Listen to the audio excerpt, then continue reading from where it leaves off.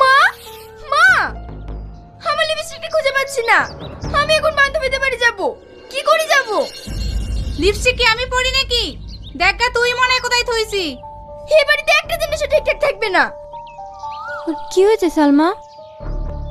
হে, তুই আমার লিপস্টিক পরে গেছি। মা দেখিছো? আমার লিপস্টিক গুলো পরে পরে সব শেষ করে দিল। হে, তুই আমার লিপস্টিক কোথায় রেখেছি? লিপস্টিক ছিল নাকি? একটু ছিল। একটু থাকার অনেকই থাক। ওর লিপস্টিক তুই কেন নিয়েছি? এই, তোর জিনিসে হাত দিতে মানা করিনি? আবার যদি ওর জিনিসে হাত দিস, এই বাড়ি থেকে তোকে বিদায় করব। কাজ নাই কাম নাই, রাত দিন পাড়ায় পাড়ায় টোল দিয়ে বেড়াবে। আমি যেন ওদের চাকরানি হয়েছি, রান্না করে দেব আর বসে বসে গিলবে। মা, আমি আর ওর জিনিসে কোনোদিনও হাত দেব না।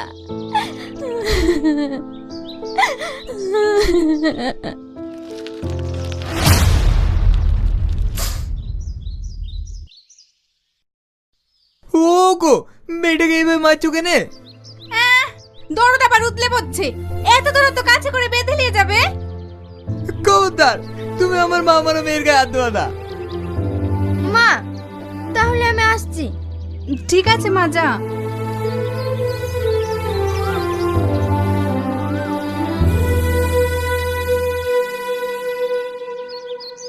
সালমা কোথায় গেল? তোমাকে তো খোঁজ নিতে হবে না, ও কোথায় গেল না গেল। বুড়ি, তুই ঘরে যা মা।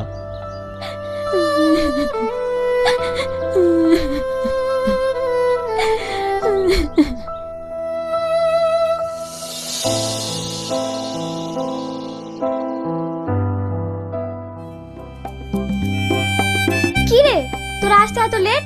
তোর জন্য কখন থেকে আমরা ওয়েট করছি। সে কথা শুনিসনি? বাড়িতে আমার একটা বোন নাই। হো, তোর ওই সৎ বোনটার কথা বলছি। কি হয়েছে আর? আমার সাথে জিনিসগুলো সব নষ্ট করে দিয়েছে। তাই খুঁজতে খুঁজতে এত দেরি। এই, তুই লিপস্টিকটা একটু দে না।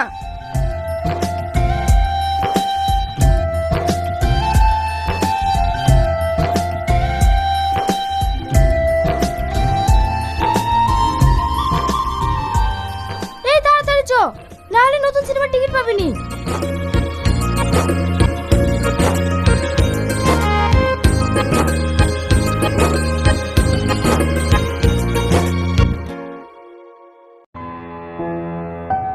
আমার ভাই একটা ছেলের কথা বলেছে, ওরা আজকে সালমাকে দেখতে আসবে।